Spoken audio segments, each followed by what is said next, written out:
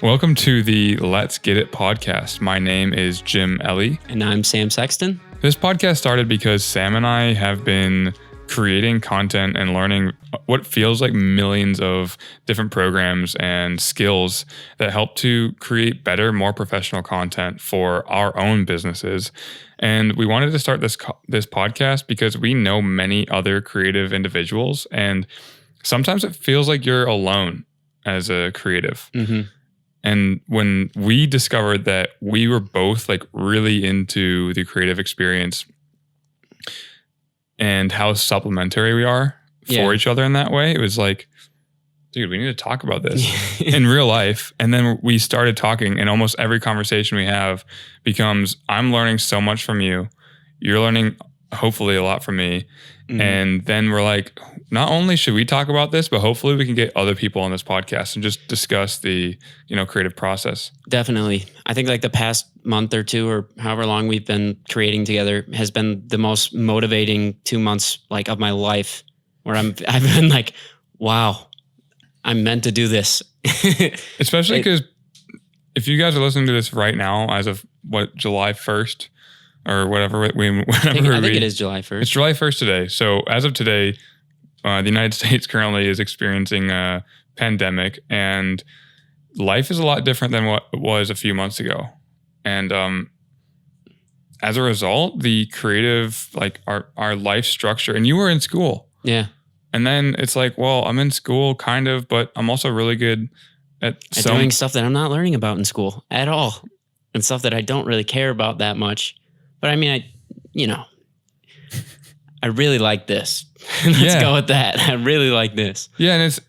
And that's the thing, is when you're creating, I don't think a lot of people give it as much credence as they should. It's like, do you know how many things we know how to do? I think whenever somebody that isn't making something hears like, oh yeah, they're really creative, and the first thing they think of is like, all right, you're an artist of some sort, like a painter or something. They're like, oh, so you'll make money when you die.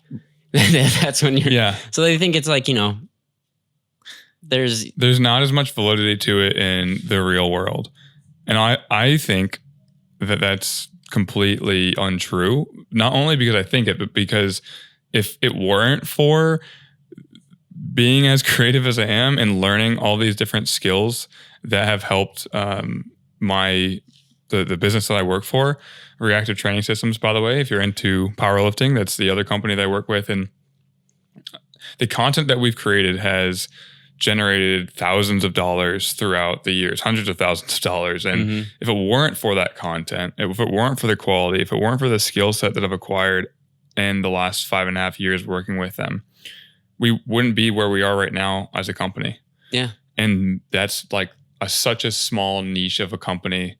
If you expand that out to the bigger companies, it's like, of course, being creative is important. The amount of people that are looking at social media and YouTube and Twitch, all these things require an enormous amount of understanding about audio, about video production. I mean, we're making this podcast right now, and both on Spotify, if you're listening on Spotify, and on YouTube. Mm-hmm. But the production quality of this video, as you'll see if you aren't already paying attention, not to hype myself up, nothing's going to be perfect. One of the things you'll realize on this podcast is it's not about perfection, but it's about getting it to a place where you're proud of it and then putting it out into the world. Mm-hmm.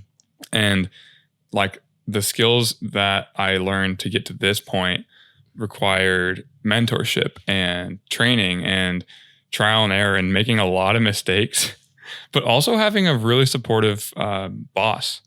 Yeah, I think that's so key. Mike seems like a really good guy. Yeah, well, one of the things that's super cool about him is like he's not super into he's super creative.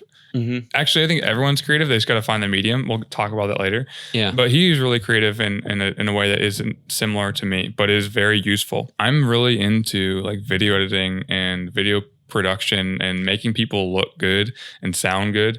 I'm more into making people look good. Sam, I think I do a little bit more of the sound good. I really like when someone sounds good. I do too. No, but like we were listening to that podcast yesterday. I'm not going to name the name, not to make anyone look bad, but like some of the best, some of the number one listened to, some of the top listened to podcasts on iTunes, Spotify. You know, the messaging is good, but it's like, man, I don't want to listen to this because I care about how someone sounds. And well, you're 2 minutes in and somebody that has really strong sibilants on their S's will literally blast your ears out. And you're just like, all right, I liked what you had to say, but I can't take it anymore. You're punishing me to have taken your content. Yeah. Like, bro, do better. You have the resource. The thing about this is like the things that you need to do to make something good enough, like truly good enough, where I will listen to it because I'm not pointing out major flaws. Mm-hmm. It doesn't require a lot. Yeah, it's really, really small things that can take you from, oh my God, I'm never listening or watching that video again because it was so poorly made, to this is perfectly bearable and I will watch all of your videos now. Like, and I'm enjoying it. You don't need to make every one of your pieces of content as if you're you don't need to make it a piece of art that's like, oh, this is my magnum opus. Yeah, whatever that is. I think that's what it's called. Your magnum opus. Yeah, it doesn't have to be that every time, especially if you're making content. You know? What is the guy, Christopher Nolan? He's a director. He's one of my favorite. I should know. I think he's a director. I believe he is. And he made Batman. Batman Begins, Dark Knight Rises. I should have known that. Well, before we start introducing you and I, because you're kind of getting a sense for us right now, but the thing that one of my friends said in the last few weeks, his name's Ryan. If you're listening to this, he said, because I was kind of feeling bad about some of the content I was making and I was noticing some imperfections and like it wasn't exactly how I wanted, or someone would send me something and it wasn't perfect. And he was like, dude, big ass film studios, film production companies like Warner Bros. Have millions of dollars, like many millions of dollars. I think Avatar cost $6 billion or something to produce. I didn't know that. I don't know. Maybe. Gosh, I'm learning things. I have no idea. I think it was 175 million or something like that, but it took 10 years. So it was a lot of money. First of all, any number that's over in the millions of any sort is more money than I've ever held in my hands, ever spent. My whole life, I don't think I've spent $1 million. Yeah. Like I don't think my parents have spent $1 million on me. Yeah. Like the amount, that's so much money. And we're doing this like with a very reasonable budget. Oh yeah.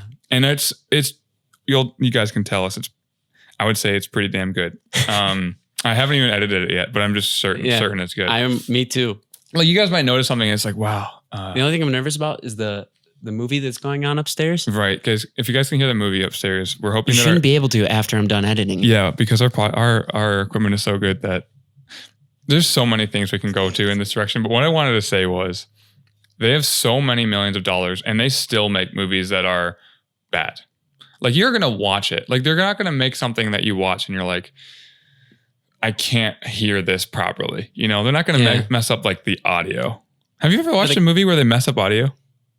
I wouldn't say no. When it sounds bad in the movie, it's probably because they did it on purpose, But I was going to say there's a ton of bad movies out there. Right. Like movies where like this plot line sounds horrible. Like this seems bad.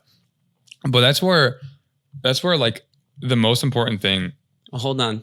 We're missing that one thing from that. It looked so good and sounded so good. That's why it was in the theaters. And it did still not necessarily made money, but it made enough money. It made people be like excited. They're like, oh my gosh, that's my dream. Mm-hmm. What was that book that became a movie, like Aragon or something? Yeah, Aragon. It had like huge hype because people liked it at the time. And then the movie just turned out to be a huge flop. But like everyone was so pumped. They're like, oh my gosh, look at how cool this looks. But they just messed up like the entire plot or something and cut out major points. Well, so there's a lot there, but that's a big point is that when you look good enough and sound good enough and have most things right, people are at least going to pay attention. If the story is bad, you're only going to know if someone's story is bad if they listen long enough for them to tell you that the story is bad. Yeah. But they're not going to even get to the point where you can tell your story if you look bad and sound bad. Like obviously there's a point at which it's good enough. Yeah. But good enough in my mind, if you're following the 80-20 rule, good enough is 80% good. Yeah. Not 50, not 60, it's 80. So It's if 80. you're not at 80, you got to keep going. Yeah. And hopefully within this podcast, you'll realize that in various YouTube videos and making things like that, but within this podcast, hopefully you realize that one, there is actual struggle in the creative process. We're not going to get everything right, but We have our phones out on the table. Imperfect. like this doesn't match. You know what I mean? Like we don't. Hey, I kind of like it now. It's Is this growing going on me. to, if this is going to determine whether or not you listen to or watch our podcast on YouTube, And you might have a problem. you might have a problem. You might have a problem. We'll probably freak out about it and think, why didn't we just get 2 matching like Yeti cups? By the way, Yeti, if you want to sponsor us, Yeti, Harney and Sons Tea. Who other people can we call out? I don't know any. We're not tea calling companies. them out, but We just want we love you guys. I only drink their We tea like want you once to in a be a- very long time. we want you to be a part of this with us because Yeah. look at what we're creating. So anyway, point is, this podcast isn't about perfection, but it's about teaching you the things that you can do to make your content better. And if you are a creator, hopefully you can relate to this experience. Yeah. Relate to all the things that we've gone through and that we're going to be going through as we take you along this journey. So yeah, thanks for listening. We're going to get into some more juicy stuff Yeah. after this break. After this short break. Probably have an actual break though, like a musical break. This episode is sponsored by Let's Get It Media. Let's Get It Media provides creative solutions for you to create content that blows away your competition. If you've ever wanted to create content that allows you to convert more sales, then sign up for a free consultation call using the link below. Now, let's get back into the podcast. All right, we're back. And you're probably wondering, who the hell are these 2 people? Yeah. Why do I listen to that guy? Well, I will start by interviewing Sam. His favorite thing is to be interviewed by people. And it's not to interview. It's not to interview. So I have a lot to say, but Don't have any questions. don't have any questions.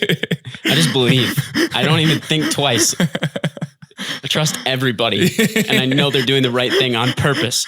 Everything that people say to you at face value is true. No matter what it is. So yeah, I wanted to know, like, how did you... This is a weird question, but I wonder if those people out there relate. When did you first think and believe that you were a creative person? I would say specifically in 6th grade. When my school, like, they switched to giving us laptops, and it just opened up a lot more windows to be creative for me, and waste my time. Not technically waste anymore, but back in the day when I should have been studying, I was making little things that didn't matter to anybody and didn't really benefit me at the time. But I think that like sparked my interest and really got me in the mood to become a creative person. I think I started making music because of that. And I think it got me thinking about graphic stuff, and I always liked websites, and that always fascinated me. And I was like, I want to know how to do it. I want to make it. And I don't think I ever took that step until like 2 years ago, as I mentioned earlier. But so yeah, I think that's how it like really initiated.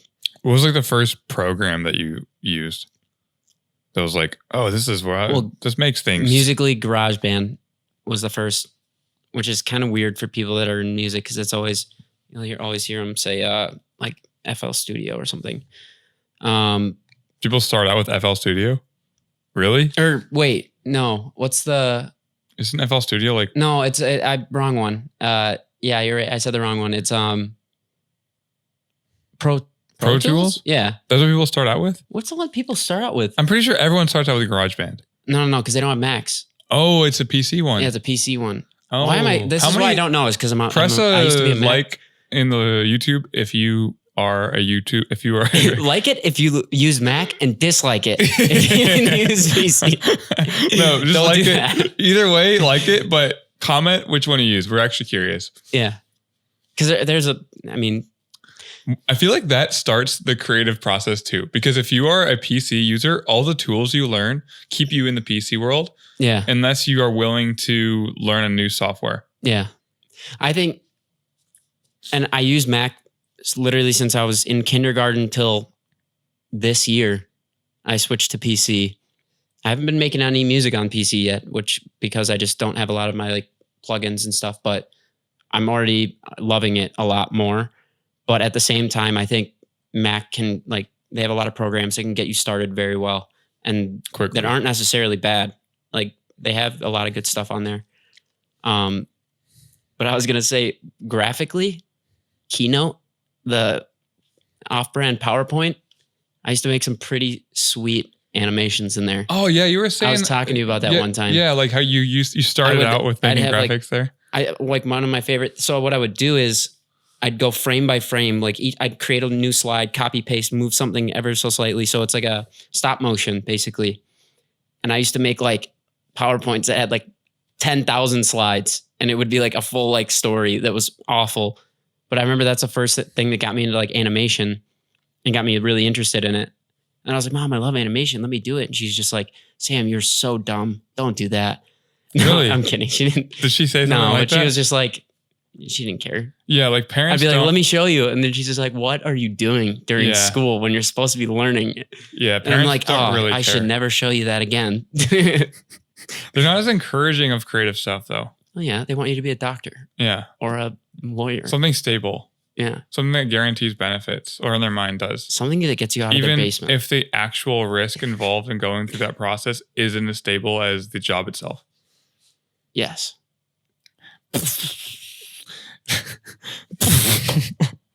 Cue the meme of the guy. Do you know the mind-blowing meme? Yeah. Yeah, okay. I just found out that that's an actual video, by the way. Really? Yeah, when we show it on YouTube, We Even should, though- we'll do some. we'll throw it in. We'll throw some memes in there. Yeah. Yeah. Anyway, I learned that that's the thing. But parents don't realize that just because the job that they hope their kids get, whether it's being a doctor or a lawyer or an engineer or whatever, like, by the way, engineering is like probably the most creative job that you can get. Like, Yeah, that really bends your mind. well, every job that you get, if you want to be good at it, you got to get creative, you know? Yeah. Which is why this podcast is pretty cool, because it might feel like this is only for like people who use FL Studio or like Yeah. people who use Audition or Premiere. But ultimately, being creative is something that can be applied to literally everything, and it should. Well, using all these different programs to their max potential is how you learn to be creative. How we've learned to be creative. How we have, but I feel like it really is for anybody starting. Like if you know how to use Logic really, really, really well, you can transition to any of these other ones because you know the basics and all these things that are going to be familiar, and that helps you be more creative. And then when you find out that these other programs that are very similar have these extra little tools that they didn't have in the other ones, you got another whole new world to explore and kind of, Yeah. figure out. So what happened when you went from GarageBand to I playing went to- music, or did you go GarageBand? I went from GarageBand to playing music, guitar specifically, which we talked about that before. No, they haven't heard. I guess they haven't heard. Yeah. Unless you follow us on YouTube. And So I got another story. When I first started learning guitar, I met Jimmy, and I was probably in 6th grade. You were probably in like 8th grade. yeah. And I got a guitar for my birthday or Christmas, and I remember bringing it down to show Jimmy because Jimmy played guitar at the time. And I'm like, hey, dude, look at my guitar. It's sweet. Let me play something for you. And I played some horrible little song that was just like a few. I feel like such a horrible person every time you say this. No, dude, you're my inspiration, man. And he's like, let me hear you play a song on the piano again. And I went and played a song on the piano. He's like, yeah, you should probably stick with piano. You're a lot better at that. And No way I said it like that. And you're like, dude, you're so much better at that. You should really just toss that guitar on a fire. I know you love it. You just got it for your birthday. You drop it right now. And I in my head, I said, fuck you, Jimmy. I'm learning how to play the guitar, and I'm going to learn it really good. And then sure enough, however many years later, I come back, I go, hey, Jimmy. He's Yeah, like, but here's the thing. You left, so you learned guitar, and I was friends with your brother, yeah. and I am still, obviously. Jake, what's Mhm. up? But like, me and Jake hung out because we're in the same grade a lot. Like I was over your Yeah. house all the time. And then I remember, the only thing I remember in that story is holy shit, you're good at piano and I'm bad at piano. So Yeah. you should keep doing piano because I'm good at guitar. Hey, dude, this is just like what's happening right now again. You're going to be like, Sam, you're really bad at video editing. You should really stop. And I'm going to be like, all right, Jimmy, round 2. Round 2. We're going to Round 2. I'm Fight. gonna be better than in 10 years. Finish him. Yeah, but the thing is you went to, so you were in in the school I went to, you went to my school and then you moved 3 times or something in between that point. Yeah, 3 times. And then I graduated high school, but then you didn't come back to our high school when you moved back here. Yeah, I graduated in Indiana. So then I only was at our high school. Not going to give any. We're not doxing each other right now. So where do you live? Yeah, so my address. Yeah, but you didn't come back, and but did Jake come back? No. So me, Jake, and Billy all graduated from different high schools. That's the weirdest thing. Yeah. So Jake graduated in Illinois. I graduated in Indiana, and then Billy graduated in Minnesota. And then you all came back here. And then we all came back here. Which is awesome because honestly, the way I grew up, I only had a few really good friends, and then you guys were my last We were just orbiting, man. We're coming back around. Yeah. I was like, no way, you're back. And then I was in Ohio. So I never got to hear this story until I was I came back for the holidays and you were, I met up with you for New Year's. New Year's, yeah. Yeah. Oh my God, yeah, I forgot. That was 2 years ago. And I met up and I was like, hey man, it's long time no see. That point, really long time no see. Literally 10 years. Yeah. Because I'd seen Jake and everything for a bit, at least on social media. Mm-hmm. But then I hadn't seen you in a while. And then you were playing guitar and I was like, holy crap, dude. What happened? You know, it was the whole time I was strumming, I was going, fuck you, Jimmy. Fuck you, Jimmy. The thing that's funny though is it's like that. It's like those movies where it's that was the moment, and then it's flash forward 20 years, you're in a band, you're fucking just got killing it. all the girls, all the money, and I'm like, I'm just a bartender. Well, if you're a bartender, it's not a bad thing. It's a great job. Great job, but still, I was a bar back. You were. I was a step down. You were not only a bartender and a multimillionaire musician. Dude, I have it all. You had it all, and I had nothing. But it was cool to see that progression, and then to learn later that you were because that moment we didn't spend a lot of time hanging out. And then you're just I'm gonna get killer at fucking guitar. I'm gonna shred. And then you did, and obviously you made it your own thing. It wasn't. Yeah. Hopefully, it wasn't just about me the whole time. No, it was no. I forgot about you instantly. People listening is damn, Jim's so self-righteous. But that's the coolest thing ever, learning about that, because that was such a niche, narrow thing that you learned a lot about. Yeah. And then obviously I went back to I went traveling for 2.5 years, and then I was came back here. I'm living here now. I decided to settle down in Minnesota because it's a good place, to be honest. It's a good place to be. Even with the chaos happening, it's a pretty good spot. And you used to live here. So now who do I hang out with? Because I had all my friends in Ohio, and then I traveled. So I met a bunch of people traveling, and now I can't even hang out with them. So I have no one else but you. No, you have too many friends, but they're just not close enough to you. Except for me, I'm his last option. He's I was saying earlier, you're one of 3 friends I have here, and all of you somehow are either a part of my other business or it's just childhood friends. So the thing is, I said I have 3, but one's his brother. Yeah. So it's it's just funny. I don't know. It's just probably one of the cooler things. Yeah. Is that not only are you the 3 people that I know still, but I actually genuinely like hanging out with your whole family. Yeah. You know, so now we're let's create this business because why not? Look at how look at how look much at us now. Look at us now. And can't be stopped. So how I realized that we were going to hang out was because I came back from traveling for 3 years, and I'd seen you again those holidays, and I went traveling, and then I came back over the summer, and I was like, hey man, what happened?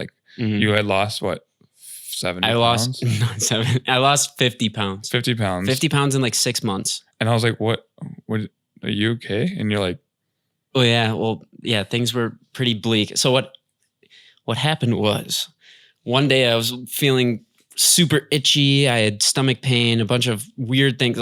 By super itchy, I mean every inch of my skin felt like it was on fire and I needed to itch it all off, which was kind of weird and scary. And so I was like, I need to, and I had like that. I had a stomach ache for like 2 weeks. So I was like, I need to go into the ER because something's not right and I shouldn't be this itchy. And so I go into the ER and my mom takes me and instantly get 2 texts from my older brother and my dad. And they go, you better get out of there right now unless you want to pay the bill. And I was like, oh crap, that's kind of intimidating, but I do really need to be here.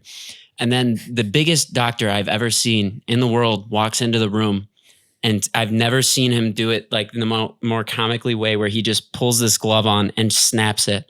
And he goes, we're going to have to do what's it called? A colonoscopy. A colonoscopy. And I instantly agreed with my older brother and my dad in that moment. So I went out. I like left. I'm like, you know what? I think I'll just go to my normal doctor. And they're like, no, you need this. Trust me. I was like, oh God, no, I don't. That's a thick finger, man. And then, wait, he did it with his finger? Dude. Is that how they do it? How do you they think just feel around with their finger? Yes. I thought they like. What do you think? They put a probe in you? Yeah. No, they use their finger, dude. Oh, wow. I didn't know. You're like, I'd love that job.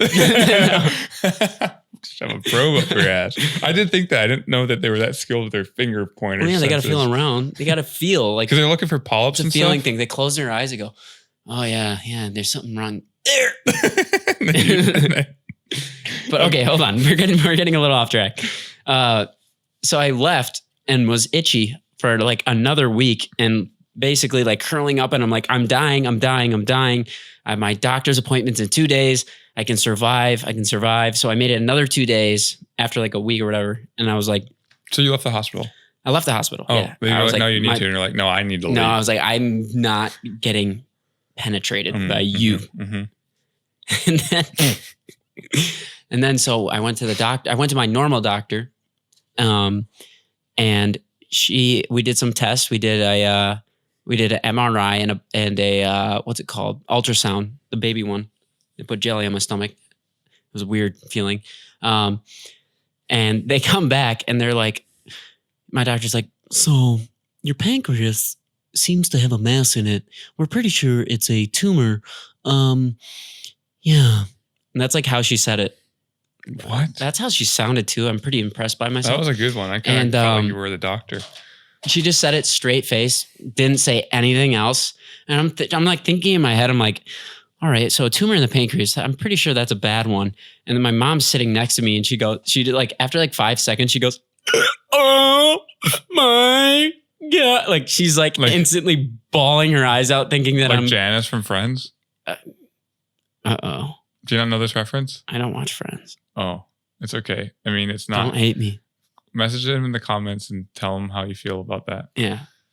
I've watched everything. Well, you did a good impression of Janice, but anyway. Anyways, yeah. So she said that, and I'm just sitting there like, all right, so I'm probably going to die. That sucks. My mom's bawling, and she's trying to ask questions and can't even form a sentence. And so she's like, we're going to do some more blood tests, and then we're going to get another MRI. We're going to do biopsy and a bunch of other tests. Like I was getting blood tests like literally like every 2 days, and then once a week, and then once every 2 weeks for like 6 months. And I went and got this biopsy like a month later. So I'd been sitting in my head looking up pancreatic tumors and seeing these horrifying statistics, if you ever look them up, which is like, it's over 90% chance of death. So I have been going through all of these feelings and like, I need to do something with my life. I need to do something. I'm dying. What do I do? My life has been worthless up at this point. What do I do? I don't feel like I've done anything. And then, so after that, I get this biopsy done, which they stick a, what is that? A dog. Oh, dude, I thought it was like some noise. I thought it was like a siren. Yeah. I was like, the dog's oh like God. snoring. So they like stick a tube down your throat or something when you're out. And they look around down there, and sure enough, the doctor's like, "Oh no, yeah, your pancreas it's just swollen. You're fine." And I'm like, huge. But this was what, 3 weeks after? It was like a month after, and they're like, I have a huge sigh of relief. Like, he's telling my mom all these good things. She's like, yeah, he'll be fine. And she's like crying again and can't make out these sentences. And he's just trying to, he's like, no, he's fine. He's like, is he dying? I'm like, yeah. So then I was like really pumped about it because I'm not dying at that point in time. And, but then for the next 6 months, I was on heavy steroids that they give old people to cause, anti-inflammation, which kind of messed me up. And that's why there's a few other factors, but that's what mainly made me lose 50 pounds in 6 months, which I'm selling that program. No. So yeah, it was weird. Those 6 months were basically me sitting in a chair and like staring off because these steroids were not very fun. So you went to you found out you didn't have pancreatic cancer. Yes. But that was a month after you had already convinced yourself you did. That was a month after I was like, I'm for sure dead. There's no chance. My chance was like 2%, and I was kind of hoping, but then at one point I'm just like, all right, 2% is pretty low, and I'm not the luckiest guy out there because I had an inflamed pancreas already, so that wasn't lucky in the first place. Mm-hmm. But yeah, it was rough for that month, and then in going through all that, and then they're like, oh no, you're fine, and I'm like, okay, so my doctor said that I'm basically dead, and she was completely wrong. It's upsetting. Pretty weird, and like reverse to everything, and I'm like, phew, I have more time to waste. No, I'm kidding. I was like, all right, I have all these things to do. Now that I kind of have like an idea that I'm like, I like being creative. And there was, during that time, I was like, dude, I'm making albums right now, which I haven't made albums, but you wanted to. I wanted to. And you did start. I got pretty good. And I made a song. It was horrible, but I made one. And I'm still looking to make more. So, you know what? I call it a win. On that part. That part was a win. The other part was not a win. That was horrible. Yeah. I'm never going through that again. But it's cool though, because I mean, it's a really, obviously you're playing it off a little bit because it's not like super exciting. I always got to make light of it. Yeah. Yeah. Everyone does. Well, some people do. Some people do. And you do. And like, I mean, ultimately you did go through a grieving process for yourself to some degree. Which is really weird. It's like really weird. But it's relieving at one point. That's the worst part. It's like relieving at one point. You're like, you're going to die. Because you accepted it. Yeah. You're like, Then nothing matters. Then you're like, I can do some real weird shit. Yeah. And you could have taken it in any direction, And yeah. So not to like make it like every creative has to go through that process. No, that's a necessity now. If you don't have an NDE, then you shouldn't be listening to this. Yeah. If there isn't something that like was really messed up in your life, you're probably not creative, first of all. No. Well, but speaking to that, there's always limiting beliefs when it comes to putting yourself out there. What was one of your biggest, and what is maybe one of your what is one of your biggest limiting beliefs when it comes to your own creative process? Did you just touch my microphone? Yeah, bro. All right. It felt weird for a minute. I felt like I was being like, I'm like, dude, that's a part of me. You can't touch it. It's a hair. It was like if I just like, what's part of your thing? Like it feels weird. I was gonna say. That's so funny. That's funny. So what do you do? Like touching somebody on the nose. That's what it felt like. All right. What's limiting beliefs? All right. So I think it's funny because I use it in my creative process is that I tell myself I'm bad, but not in a bad way. Because if I know that I'm not like my best at what I could be, that I know that there's room for improvement. And so I think that actually limits me sometimes where I'm like, I'm not going to put this song out there because I know it's not the best thing I can do. And I don't want people to see that, that's me, which like you have to be pretty dang vulnerable to like show off your creativity. I do sing for people now though. I used to not do that. I used to be really embarrassed because I knew I had a bad voice. You thought you had a bad voice. I thought I had a bad voice. I still do, but that's why I'm improving. No, but now I just don't care. I'm like, you know what? More people are going to enjoy it than not. And if someone's going to actually tell me to my face that I suck, I'm going to be like, you're right, but at least I'm doing it. What are you doing? Mhm. Do you have a better voice than me? Let's hear it, because I'll be impressed and I'll probably learn from you. Yeah. Well, and I mean, obviously I've heard it. And I remember when we first started hanging out this year again, it was like you showed me, you played my guitar. We were hanging out. We had a party and like you were playing. I was like, damn, dude. Yeah. Like I wasn't, the people who like shit on your creative work are usually either people who are experts in their field that aren't getting the validation that they wish they had, or they have no business talking about what's good and what's bad. Yeah. They have Like- no idea. They just don't like it and they just want to say it. They want to feel like they have some ownership over like your creative Yeah. experience and the thing you're putting out, whether it's your music or some of the other things that you've learned. And like, just wanted to highlight that point because I didn't realize to the extent that experience of almost dying or feeling like you're going through. I mean, effectively, that was what the reality was in your head. Could have had on like your decision to do this too, you know, and really dig into this other thing. And we mentioned earlier, I'm really making sure you guys know who Sam is, by the way. Like, Yeah, I know you guys can tell I'm really trying to get to know Jimmy here. But no, but I've been doing this side of things. The video, the audio, behind the camera stuff. Well, actually, you're kind of in front too. I'm like, well, that's the thing is that when you are not given millions of dollars to work with, you have to learn all of it. So I've been behind the camera, in front of the camera, behind the microphone, in front of the microphone. I've been behind the computer, in front of the computer. All sides breaking of the computer. computers. I've been all kinds. But one of the coolest things is that with the things that you learn in that one niche of music, like music was like the thing that we're like, wow, how good does it feel to actually put something out that you've made? It's pretty crazy. And it's also, I think the best feeling too is when like one person genuinely likes it too. It doesn't matter who that is, by the way, even though, cause I've put out probably like 2 songs that like went a way back where like my other cousin, who's like he just knows music very well. He has a great ear for it and he's got good taste. And like, I remember getting a compliment from him and I'm like, dude, I made it. I'm pro now. And that was just one person. And most likely he's just being nice, but still like that can carry you for months. Mm.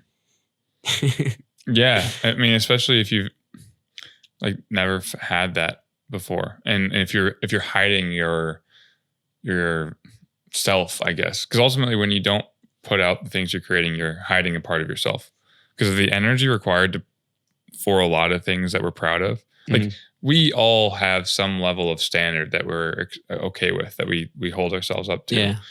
But to get to the point where the thing that you've created from scratch meets your standards, so many people are still afraid to put it out because they aren't willing to accept any of the negativity that they might receive from it. Mm-hmm. And one of the points that you brought up is like, okay, well, are you better than me? Like, can you show me, can you help me or are you better? Well, can I learn from you? Not only if they are better than you and they don't want to help you, you can still learn from them and kind of take stuff that they use. And then once you get better at that than them, then you can be like, all right, now you're the one that sucks. I'm the one that's good. Yeah. That's how I learned the Rubik's Cube. My God, dude, all my life you is revolved around. You know how to do that? Yeah, I got really good too. Because someone told I you could do it in like couldn't? 16 seconds. Well, no, it was more of a kid that was showing off and then making fun of me for going. He wasn't making fun of me. Let's make that clear. Uh-huh. There was no way he was making fun of me because I was way cooler. Right.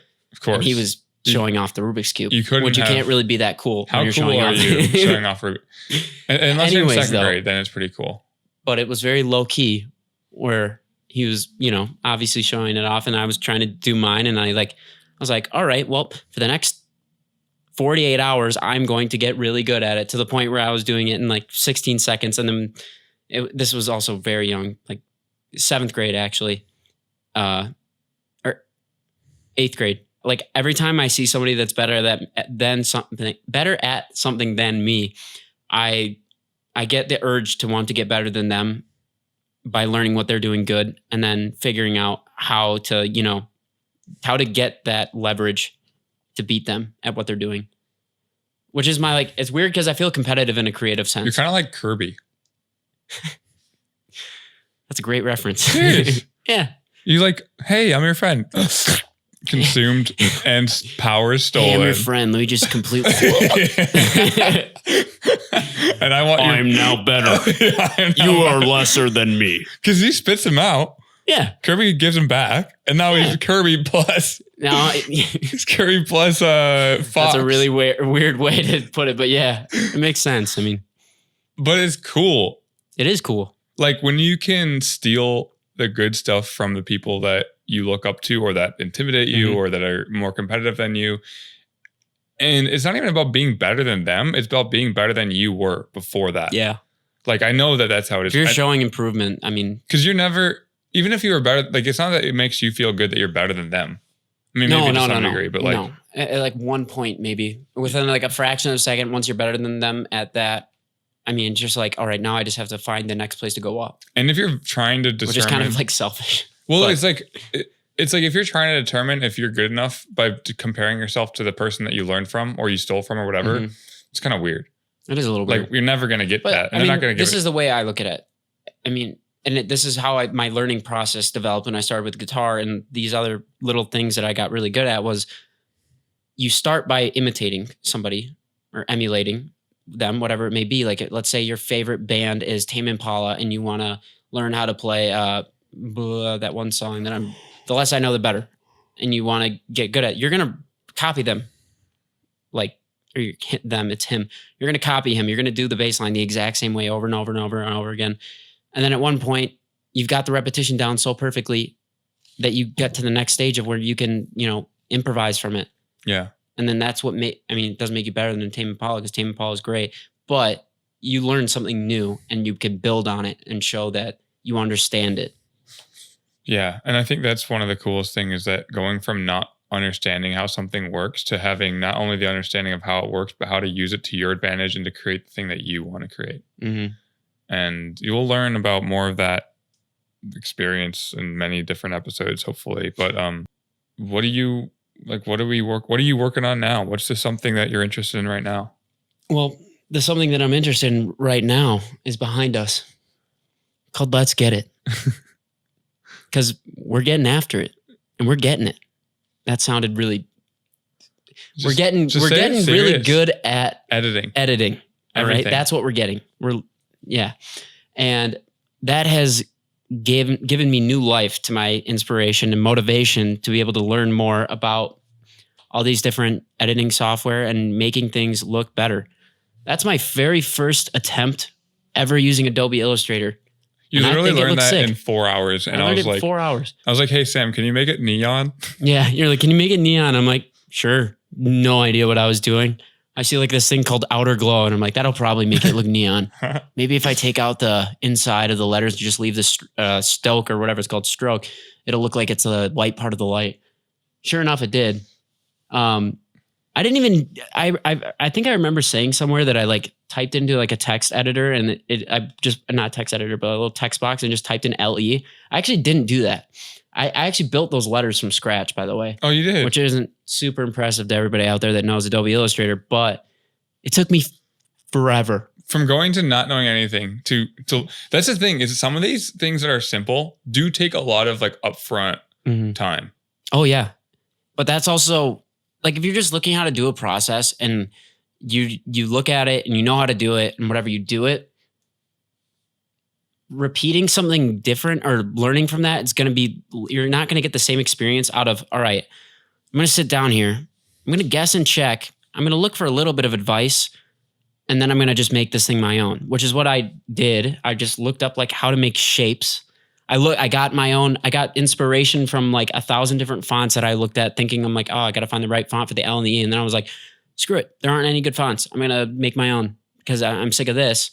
And then I did that and sure enough, it comes together. And then now I'm doing stuff in After Effects with our logo and I'm doing some stuff I haven't showed Jimmy yet. Secrets.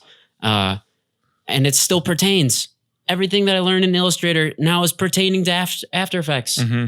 I know, like, because like I had to get really good with like positioning these letters and making sure they're that they're equal in height and their distances from away from like in between each letter, and it translates right over. Mm-hmm. And I just think that's the way to do it.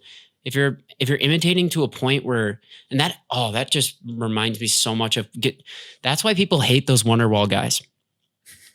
People who copy Wonderwall? Well, no, people they're the guitar players that they just emulate because they want to get girls, but they just do the song and they don't put anything to it that makes it theirs. Mm-hmm.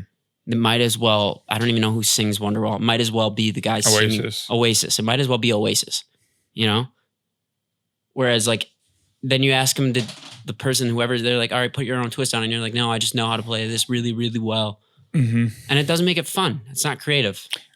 And that's kind of the next step of learning is emulation is probably the easiest way to start, but then repetition. Creativity isn't emulation. No. Creativity is, okay, I know these skills. I learned all these finger chords.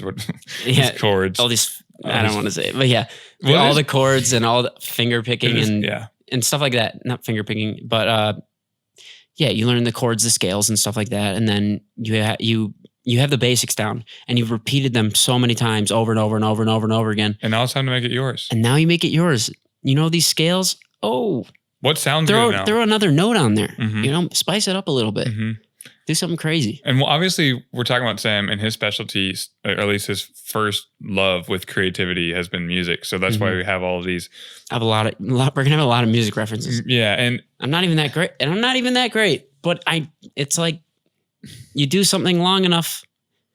Well, you learn enough to help other people get to where they want to be. Exactly. And there are people that have a higher, cap, that higher potential. Like their ceiling is higher. Their initial ceiling. Like you're always going to get to a point where you're like, damn, this is getting harder because I want to do more. And now the time it required to do more than this is either something I don't want to do, or it doesn't match with that vision I have for myself. Yeah. Or it does. And you're like, I'm going to keep doing this thing because I love it. But also look at what doors that this passion for music has opened in all these other avenues. Oh, yeah.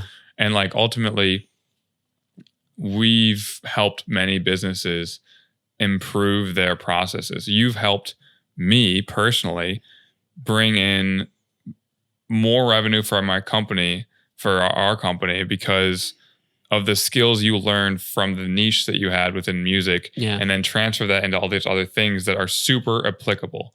So one of the things I want to ask you is, now that you are working on and excited with Let's Get It Media, like what is something that you are working on for the next week? Let's give it a week. For the next week? Yeah. I didn't want to tell you.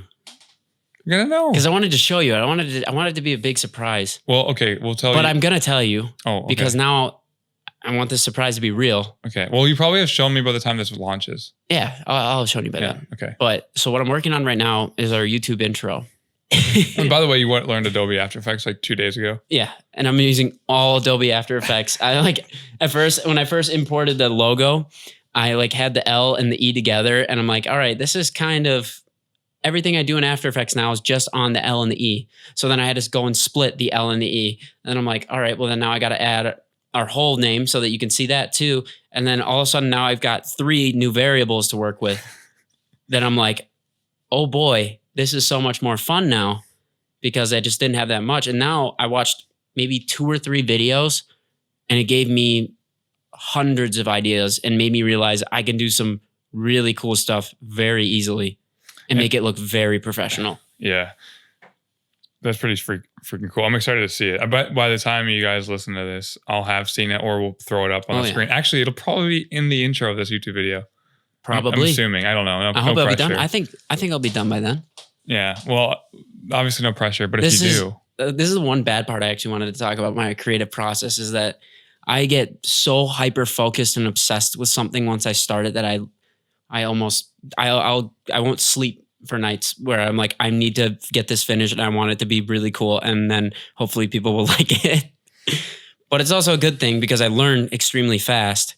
But I think you need to take breaks sometimes. Yeah. When you take a step back, you get a new perspective. Even if you might lose your groove a little bit of what you're working on and kind of forget like where you were at in that picture of in your head where you were like, all right, I want to do this.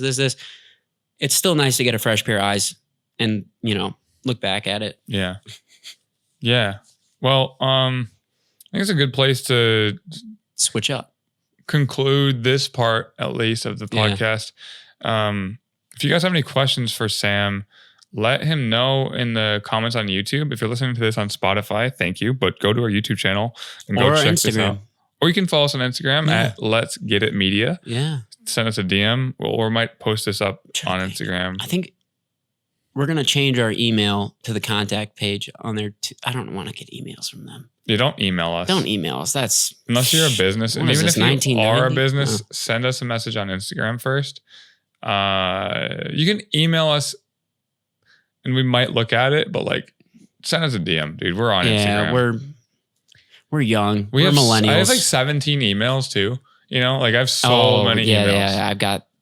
I have for every single 7-day subscription that I've had to renew.